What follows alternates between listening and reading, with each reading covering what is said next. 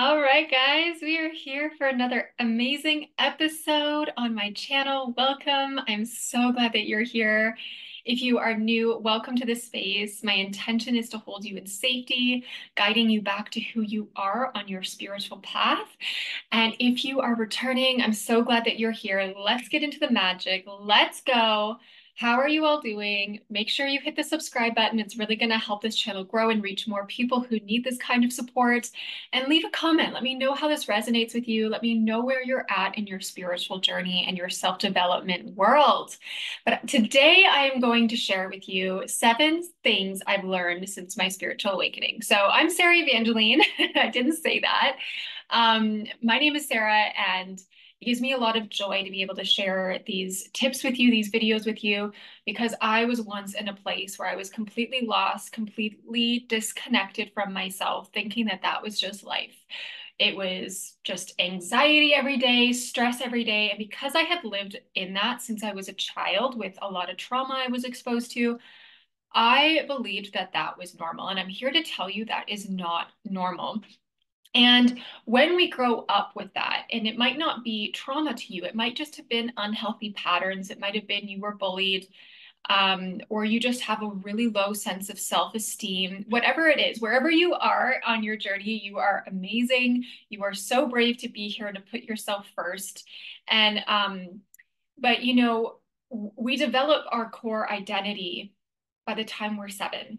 So if there are things and patterns in your parents or caregivers or teachers that you look up to give you your self-identity, I was living in a false self-identity. Now, I'm not here saying anything. I'm not here to shame people. I'm not here to say, okay, you're false. We carry false beliefs about us. So I want you to detach your beliefs from you for a second, because that's what a lot of people do, though, is they attach their identity to only things outside of themselves. That's how most of us grew up. And it can be really dangerous, because if we grew up with a mom, for example, who had really poor body image issues and just really, really had no self-love for herself, we internalize that as normal love. And that's how we've learned to love ourselves. Or another example is if our dad was never good enough to his dad, and so then he believes, you grow up with a dad that believes, like, I'm never enough, I always work hard but never get enough. You then start to develop this mentality and this belief within you that you have to work hard and you still might not be enough. And so I want you just to look at, what are you holding on to? What beliefs, what makes up your self-identity? Are you constantly chasing things outside of you? Are you only relying on validation from other people to satisfy your own needs? Those are just 2 key ways that, or little hints or signs, that you are giving your identity away to someone else. So the work that I do, and why I have the Soul Talk method, and by the way, if you want to apply or check it out, the links are below. Because I take people through a beautiful, healing, sacred, safe roadmap healing process to really untangle all of the patterns from trauma, patterns from childhood, and really just uncover who you truly are, actually embody who you truly are. And so many people don't even know who they are because they relied on these outside sources for their self-identity, which is normal. But then these outside identities or these outside patterns are not actually healthy. They are rooted in unworthiness, or rooted in not a healthy sense of love, conditional love. You have to do something to earn your worth. You are only worth something if you give something away of yourself. That's a huge one, of giving your needs away, and then you are given love. And guys, like, you get to come home to yourself. And what this beautiful spiritual journey and really uncovering who you are is going, I don't need to give my own needs away in order to be loved. I get to actually know that I'm worthy before I do anything. And I actually get to give myself what I need before I give it all away. So just wanted to share on that. If you would like to check out the Soul Talk method, it is open for enrollment. It is my signature program, a beautiful 4-month VIP access to me for amazing support on your healing journey. You can book a free call with me below to see if this is good for you. Check out the links. I'm sending you so much love. You are so brave. But let's get into it. 7 things I've learned since my spiritual awakening. So, in another video, I shared the whole story of how I went to school to become a pastor, but then had a spiritual awakening instead. So if you want to check that out, I'll also put that below because I share the full story in detail. But this is really about you guys. So I want you to take what I say and really reflect back and discern about your life and your journey and your story of what are you living out. Because I did all the right things. I wrote the book. I got my master's. I was the good girl. Like I did what I was told. Yet I was so miserable inside. And then I thought, okay, full-time ministry is going to save me. It's what everyone else is telling me I should do. And I was really people-pleasing still. So it was, I still didn't know how to give myself my own needs. So everyone else thought I'd be a really good person in ministry. So I did that thinking that it would save me, not really turning inward yet of doing this inner work that now has completely saved my life. All the details are in the Soul Talk method. But I went to this school to become a pastor and I was so excited. Like I really did have good intentions, but I was so unaware of how much I was giving away and how much I did not actually know what I wanted or who I was. And so I want you guys just to pause this video and ask yourself, what do I truly want? Who do I want to become on the other side of my trauma, on the other side of my pain? Because I am living proof, and I've got many clients who we're actually living on the other side of pain and trauma. And many people don't think that that's possible. They think that they just have to cope with it, but there is a way to actually live on the other side of it. And so I went to this school, beautiful people there. I was supported. You guys need to know that the same place that I felt like was putting me into a mold that I couldn't fit in was the exact same place, though, that supported the start of my healing journey. It was really, really beautiful and really divine that I got to be there to be supported and get the proper help and support. I worked with a life coach and a therapist and was just supported by these beautiful people that wanted the best for me. So wherever you are right on time, but what do you want to do with your next step? Will you stay and settle and stay small into a mold that you don't want to go into? Or do you want to step out and step into the unknown and open the door to your worthiness, open the door to your true self? And so I was just having like beautiful experiences with God in my condo that a lot of people told me that this is impossible. You can't have these spiritual divine connections with God. You and God are like this. You can't have this. And I was looked at like I was crazy. And so, but I just knew there was like a deep inner knowing within myself of this is actually life. This is life. It was like the fear was gone from me. The stress was gone from me. And I started to do this inner work where it was I was meeting God in a way that church did not tell me. I found it within myself, and I believe that everyone else can have it within themselves because we're always connected.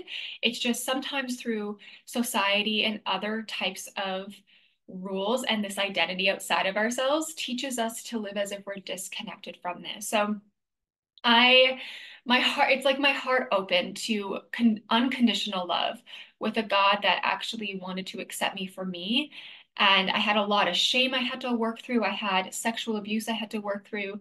I had a lot of judgment towards myself I had to work through. I definitely believed I was not enough. I had a lot of worthiness issues, fear, anxiety. I used to wake up with panic attacks almost every morning. And I remember being at this school, waking up with, the first morning without a panic attack and going, oh my gosh, this is what peace is like. This is available to me. And so here's the 7 things. The first one is I am not too much. You are not too much, okay? We grow up sometimes with the belief that we're too much. And the thing is that if you grew up with parents that are not emotionally mature, that they do not know how to emotionally regulate their needs, very often you are probably told or given the impression that your feelings don't matter. And so I learned that, oh my gosh, I do matter.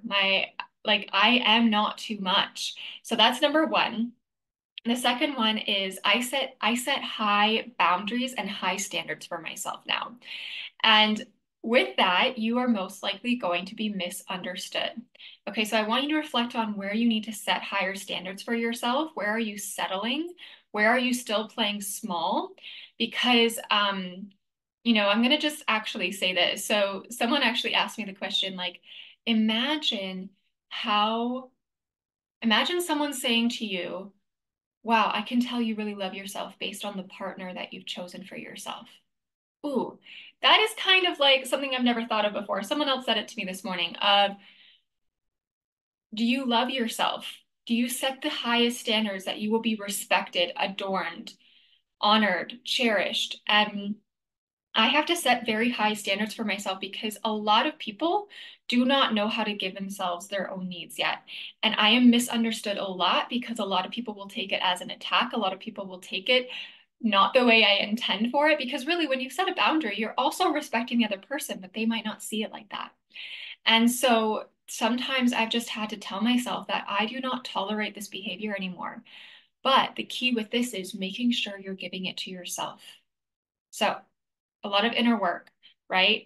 Then another one is the next step, or the third thing is I operate in love. I don't chase after love. So that kind of piggies back the boundary one where I want you to look at where are you constantly chasing, chasing, chasing, chasing, chasing? Because that is still operating out of lack. That's operating out of fear. And that means that there's a part of you that you don't know within yourself. And so there's a huge difference between operating in love and chasing after love. Operating in love is I'm meeting my needs. I'm honoring my desires. I'm listening to my emotions. I am giving myself what I need before I go and serve someone else. And I learned very quickly that I was taught compassion backwards. I was taught that you have to really, really care for others and make sure they're good and then take care of yourself. And it's backwards. You need to take care of yourself so you have more to give. So many of you guys are over giving in compensation of someone else not giving to you. And your job is to give to yourself. So operating in love, you need to learn how to love yourself. You need to learn how to see yourself. You need to learn how to meet yourself. I teach all of that again inside the Soul Talk method. But the next one is, I think we're on number 4. I connect with my emotions. So up until this point, before I had really started my spiritual awakening and actually meeting myself and doing the inner work, I thought my emotions were bad. Okay. And this is a big one where our emotions are shamed. Our emotions need to be, if we have big emotions like anger, shame, sadness, loneliness, regret, resentment, bitterness, those are looked at as if they're negative, and they're not. They're here to tell a story. They're here to be your guides. You have so much emotions within you that make up who you are. And especially if you've had trauma or you've been living in patterns that are not serving you, that are harming you, you are probably disconnected from your emotions. And I'm going to give a really practical example. If you were abused as a child or even in an abusive relationship as an adult, and this person was very angry, then you, of course, internalize, okay, the anger is bad because it was associated with abuse. But you might have anger within you that it needs to be looked at. It needs to be loved. It needs to be worked through and regulated. And, just what is that anger showing you? Because it could be showing you a big part of your inner world that is not healed. And this is, again, amazing, amazing work that I teach people through in the Soul Talk method, because our emotional pain gets stored in our body. And the longer you let it just sit there and stay disconnected from your emotions, you are, how should I say this, just creating more pain in your body. And so a lot of people just want to get rid of their emotions. Like, I just want to get rid of it. It's uncomfortable. I know it's uncomfortable. I have had to sit in the depths of pain, of darkness within me, of loneliness, of sadness, of deep sorrow and shame and fear. But it was only when I actually met myself that I was able to walk through it. So if you want to actually walk through it, sign up for the Soul Talk method. You will not be sorry. You will move to the other side of it, and it gets to be really beautiful. So I connect with my emotions. So the fifth one is this one kind of makes me laugh. I know that everything is energy now. Okay. And depending on how you grew up, I don't know if this will resonate with you, but it's a big one for me because I grew up with energy is evil, energy is bad. And it's so funny to me because it's like I grew up with the Holy Spirit and I grew up with like learning about the Holy Spirit, but energy is bad. And there are so many contradictions that really can confuse your self-identity and your self-worth. So and your self-confidence. So everything is energy. I know everything is energy. Or our organs are energy. This desk is energy. My car is energy. Everything has a frequency. And um, I know how to protect my energy. That's been a huge thing because I grew up very sensitive. I would almost call myself an empath, but if you know me, I don't really gravitate to labels. Labels are just another thing to box me in. I know who I am, and it's label. If we define it, then it's another limitation. So, but you need to know that a lot of us, we are sensitive, and then we think sensitivity is bad, and you're sensitive, you can feel a lot, that's a good thing, but you need to know how to harness it. You need to learn how to not let it overtake you. So I grew up very, very sensitive, and I could read the room, I could read people's energies, and then I would take it on. I would carry other people's emotions. So this is a big thing that people heal from inside of the Soul Talk method is not carrying people's emotions anymore. And already, when you master that, your world and your life becomes light and calm because very often we don't know about this. We don't know that, okay, when you go into a room, you're going to be able to feel other people's energy because energy is emotion. Energy is emotions.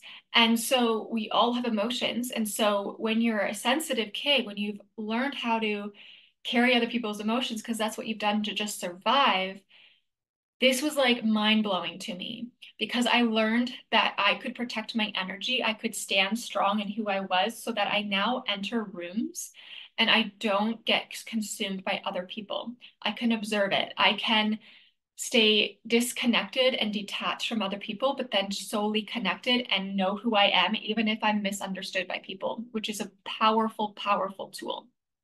Okay.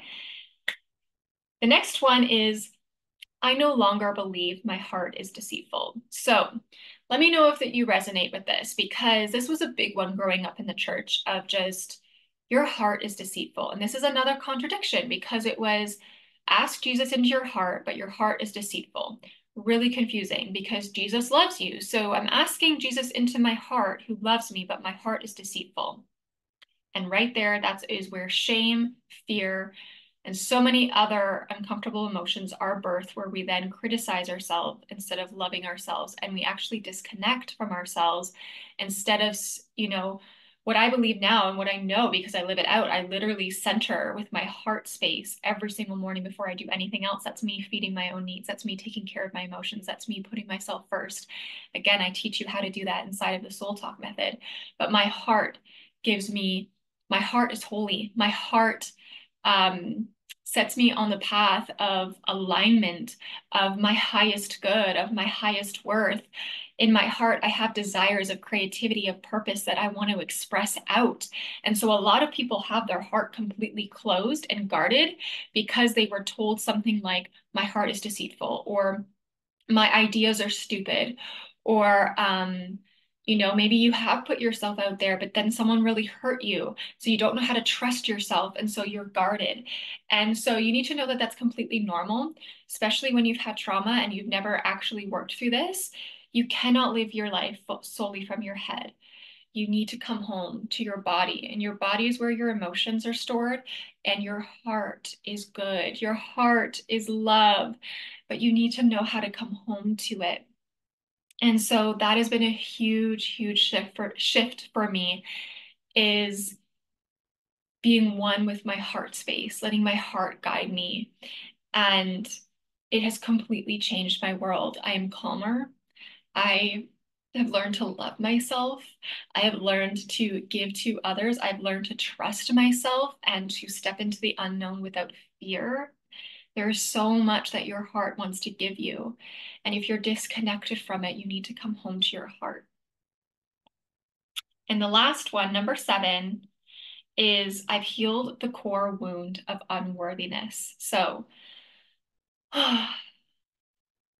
everything that I've shared with you up until this point, if anything resonated with you of, oh my gosh, yeah, in childhood, that was really evident, or I don't know how to put my needs first, you most likely have a core wound of unworthiness, of someone telling you, and you growing up with the belief of, I'm unworthy because I'm unworthy unless I do.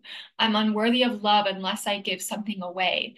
And it really goes like the core of unworthiness is really shame. And what is shame? Shame is the story of I'm bad, I'm going to be alone, I'm not good enough, I'm wrong. And so I want you just to sit with yourself. And sometimes people will say to me, like, Sarah, I am worthy. Of course I'm worthy. I know I'm worthy. I've got self-confidence, but they still are completely disconnected from they are. They're faking it. They've learned that confidence is faking it. And I do not support that. I do not support fake it till you make it. That is a very backwards way of living where it just feeds more anxiety, feeds more stress. It's numbing the parts of yourself that want to be met, that want to be healed. And so I want you to really look at your life and where are you limiting yourself? Where are you settling? And there's 2 reflection questions that I want you to journal about, meet yourself in, have some sacred time after this video for yourself. And one of them is, what do I want and what do I desire? And the second thing is, what am I not willing to settle for anymore? And just let yourself write, be with yourself, put your phone away, put on some beautiful music that feels good, put on a candle. Um, do it when at a time in the day that feels really good for you. And what comes up, you're going to meet part of yourself. And I want to encourage you to get into your body. The mind is going to want to logically make sense as you're writing. It doesn't need to make sense. Just write. And something about yourself is going to come forward on the page that maybe you didn't even know. And it could just be one sentence that is like, oh my gosh, I had no idea that this was hurting me or that this was on my mind, because so much is in the subconscious. And I could go on and on and on. I really, really hope that you enjoyed this video, that you got some insight from it for your own spiritual awakening journey. Once you learn to embody these 7 things, you are uncovering who you truly are, not who someone else wanted you to be. And that is the heart of this work as well, is knowing who you are, knowing what you want, living your life to the fullest. That is why you're here. You deserve it. You're worthy of it. And again, if you want to learn more and work with me so that we can really, really look at your unique journey, book a call with me. I'd love to meet you.